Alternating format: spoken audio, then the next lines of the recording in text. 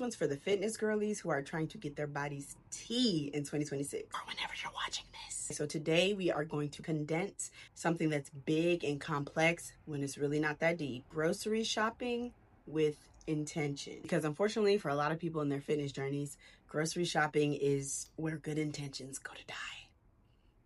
I'm sorry, some of y'all suck at it. You walk in with a plan and you just walk out with a bunch of snacks, a bunch of vibes, cut a vibe, and absolute zero meals. So if you've ever said to yourself, I eat really healthy, but I'm not seeing any results, I don't understand why I keep falling off with my nutrition, then this video is for you. Hey, it's Jazz. Thank you so much for clicking on this video. If you are new here, then what up? And if you're not, then welcome back. I am a believer in Jesus Christ. Jesus Christ! A former professional athlete turned writer and filmmaker. On this channel, I discuss all things related to faith, film, fitness, and all that jazz. Somebody get her a Netflix special. That girl funny in the mud. Fitness coaching hat on today. Hopefully after this video, I will have helped you condense the idea of grocery shopping with intention, so you can stop going hard in the gym and wasting your progress in the kitchen. Boom, straight like that. Okay, let's get this out the way first. Intentional grocery shopping does not mean eating boring foods, restricting yourself or cutting out everything that you like, or spending 7 hours meal prepping like it's a part-time job. It means that you shop for meals, not moods. I'm looking at you. Because random groceries creates random eating, and random eating creates inconsistency, and inconsistency creates a lack of results. Are you picking up what I'm putting down? I promise you, as somebody who at one point spent 9 months, 9 months. Well, I'm out, man. That nigga's tripping. Going hard. I'm lifting every day. I'm running every day. I'm doing every exercise. And I saw very little results because I was eating with an inaccurate macro split. Girl, bet I never shopped off vibes again. Never ever. 9 months?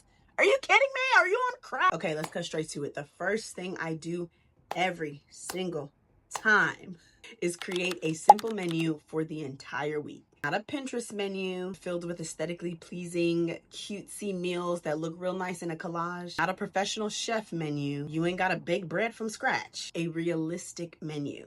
Okay, one that fits you and your specific health and fitness goals. Before I actually start making these menus, I always ask myself, what am I actually willing to cook? How many of these meals am I actually going to eat at home? Am I going to factor in things like eating out every once in a while? And most importantly, what is my schedule this week and how can I create a menu that works with my schedule, not against it? So once I create that menu and I predetermine exactly what I'm going to eat for breakfast, lunch, dinner, and snack for every single meal for 7 full days, and I know exactly how many calories, how much protein, how much fat is in every single meal. This is especially important when you have very specific fitness goals. I know it might sound like I'm doing too much. It might sound like, girl, are you type A? I am actually. But doing all of this pre-work helps to remove all of the decision fatigue during the actual week.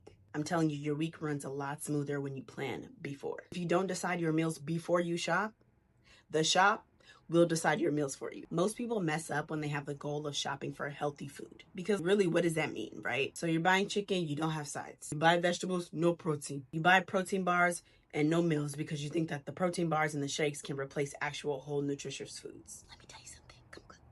No, come closer. It can't.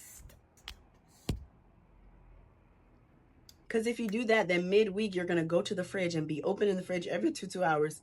No food. What am I going to eat? What am I going to... We've all been there, but there is a way to make sure that doesn't happen. And it's called pre-planning. So let's just say you research some meals, you look up some inspiration, maybe on social media or different recipes or cookbooks, whatever you want. And you've come up with your 7 days of meals. What I do is then create a sub list under each meal that includes each ingredient that I'm going to need for said meal. Now, when I'm at the grocery store, I'm not wandering through the aisles aimlessly or picking up and putting random stuff in my cart that doesn't actually go towards the meal. I know exactly what I'm going to get, and it also saves a lot of time. You know how Trader Joe's be on Sundays, girl. Ain't ever no parking. Basically, rule of thumb, if an item does not belong to a meal, it does not belong in your cart. You understand? Now, of course, there can be exceptions. You can get snacks and other items every once in a while. Just make sure that majority of the ingredients that you have in your cart belong to actual meals. Now, this next part is to build a simple plate formula. You don't need to rack your brain for new recipes every single week. You just need a formula. For most people, excluding dietary restrictions and stuff like that, it's usually a protein, a carb, a healthy fat, and some fiber. I'm about to make this real simple for you, so pay attention and don't say I never gave you nothing. For example, let's say our meal was breakfast. Protein, chicken sausage, bacon. Carb, a croissant, a piece of toast. Healthy fat, eggs. Some fiber, fruit. Easy. Moving on to lunch. A protein, ground turkey. A carb, rice, specifically jasmine rice. A healthy fat, slices of avocado. And some fiber, sauteed spinach. With seasoning, of course. We don't do flavorless food, not around these parts. I'm African, please. Let's relax a little bit. Now for dinner.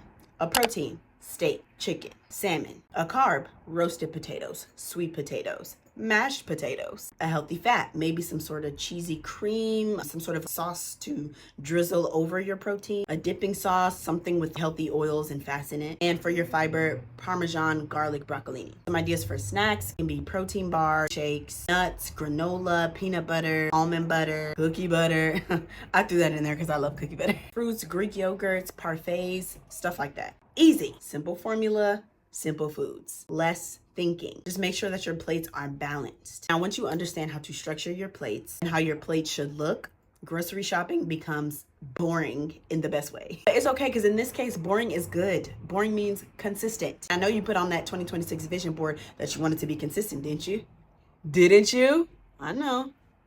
You're nasty. You're nasty. It also helps to factor in life, right? Because life just be lifing. Leave room for a fun item, for some dessert, for a convenience meal, frozen meal, a pizza that you can pop in the oven, something like that. Being too rigid and overly restricting can lead to things like binge eating or not eating at all because you get decision fatigue and don't know what to eat. We need to eat properly if we want to build muscle. Just remember the 80-20 rule. If 80% of your diet is whole, nutritious, and good meals, then the 20% can be whatever you want. Because ultimately, if your grocery plan does not account for real life and things that just happen, don't include a little bit of just relaxation. And personally, I don't think that plan is a good plan at all. So that is me condensing how to grocery shop with intention. No extremes, no food phobias, just simple systems that support you and your fitness goals. If this helped you in any way, please comment below, because I do really want to start doing more sit down and talking videos in terms of fitness. I love taking big fitness concepts and making them less complex and more usable for just the everyday person. I started my condensing series on TikTok. I've already been doing it, and I figured, why don't I just bring that to YouTube? Which also, follow me on there if you want to see more. I do have short form content platforms that I'm also trying to grow in conjunction with my YouTube channel. Regardless, I'm super excited to start bringing those concepts over to my YouTube family so I can have these chats a little bit more. Let me know in the comments what you want me to condense next. And if you're someone that wants accountability or more structure when it comes to nutrition, training, and just generally being consistent, I'm a fitness coach. Just wrapped up my first group client session. I'm super excited to shift my focus back to one-on-one coaching again. I have digital fitness guides, and I also have one-on-one virtual consultations. So I'll leave everything linked below if you're interested. That's all I have. Thanks so much for watching, and I'll see you in the next video.